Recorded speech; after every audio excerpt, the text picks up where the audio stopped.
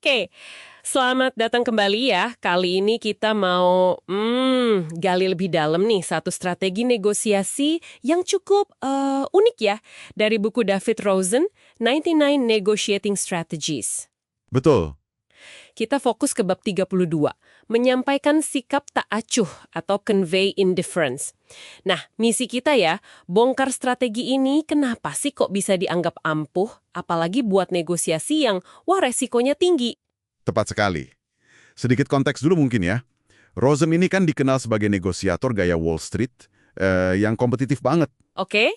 Buat dia, negosiasi itu ya campuran seni, sains, sama pertarungan jalanan gitulah. Jadi penting buat diingat, pendekatan dia ini fokusnya gimana caranya satu pihak menang. Nggak terlalu mikirin hubungan jangka panjang biasanya. Pertarungan jalanan ya. Kalau gitu gimana caranya sikap tak acuh ini jadi kayak senjata gitu, bukan cuma bertahan aja. Kedengarannya agak gimana ya, kontraintuitif gitu. Nah, ini dia intinya.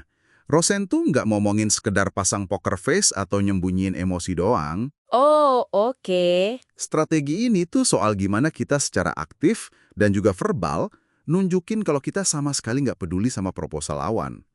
Apalagi kalau proposalnya itu sengaja dibikin buat bikin kaget.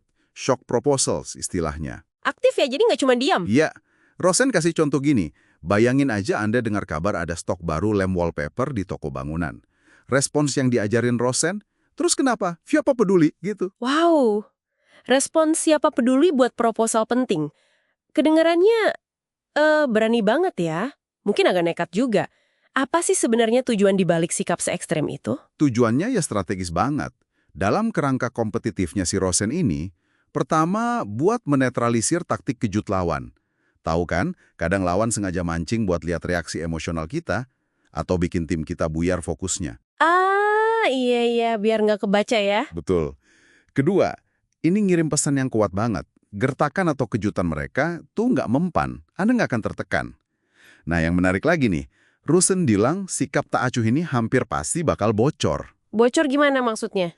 Ya, dilaporkan lagi ke pihak lawan sama perantara, misalnya mediator.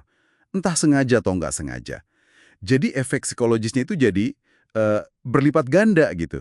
Bikin lawan mikir, wah dia nggak goyah sama sekali. Jadi bukan cuma diem aja, tapi kombinasi kontrol nonverbal, muka datar itu plus gomong langsung nunjukin ketidakpedulian. Rosen bahkan nyebut ini seni tingkat tinggi atau high art. Iya, bener banget. Dia sampai kasih contoh kalimat spesifik ya tadi, kayak, kalau Anda mau lanjut soal itu, silakan aja, saya ada kerjaan lain di kantor. Wah, ini benar-benar nunjukin siap cabut dari deal ya. Persis. Makanya ini dianggap efektif dalam kerangka negosiasi ala Rosen. Ini nunjukin kekuatan ketidakgoyahan. Dan secara psikologis bisa bikin nilai proposal kejutan lawan itu jadi turun di mata mereka sendiri. Jelas ini beda banget sama pendekatan kolaboratif yang nyari win-win solution ya kan?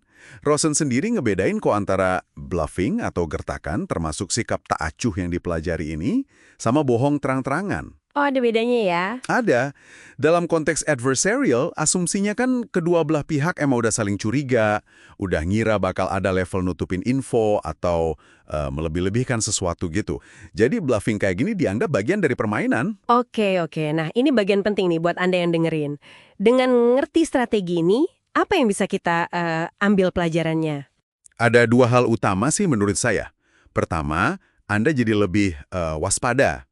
Bisa ngenalin kalau taktik ini lagi dipakai lawan ke Anda. Jadi nggak gampang kepancing emosinya. Iya, bener juga. Biar nggak kaget atau langsung minder gitu ya? Nah, itu dia. Kedua, ya Anda bisa pertimbangkan apakah strategi ini cocok buat dimasukin ke kotak alat negosiasi Anda. Tentunya buat situasi yang sangat spesifik ya, dan tetap pakai pertimbangan etis. Rosen sendiri juga nekenin pentingnya latihan loh. Ini bukan sekedar cuek biasa, tapi sikap tak acuh yang dipelajari, studied indifference, mesti dilatih biar kelihatan alami. Artinya perlu hati-hati banget ya. Kalau nggak pas cara maininnya, bisa jadi bumerang do. Oh tentu saja, jelas banget. Kalau kelihatan dibuat-buat atau nggak meyakinkan, wah, Anda malah kehilangan kredibilitas. Lebih parah lagi, bisa dianggap ngeremehin atau nyinggung perasaan lawan. Malah bisa ngerusak potensi deal sama sekali. Waduh, risikonya gede juga ya.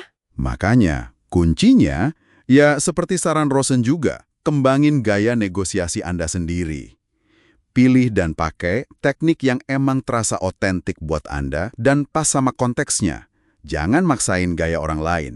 Oke, jadi ringkasan singkat nih buat Anda. Menyampaikan sikap tak acuh ala Rosen ini bukan cuma soal nyembunyiin reaksi, tapi ini sebuah manuver aktif. Sengaja buat nunjukin kalau proposal atau taktik lawan itu sama sekali nggak ngaruh, nggak bikin Anda goyah.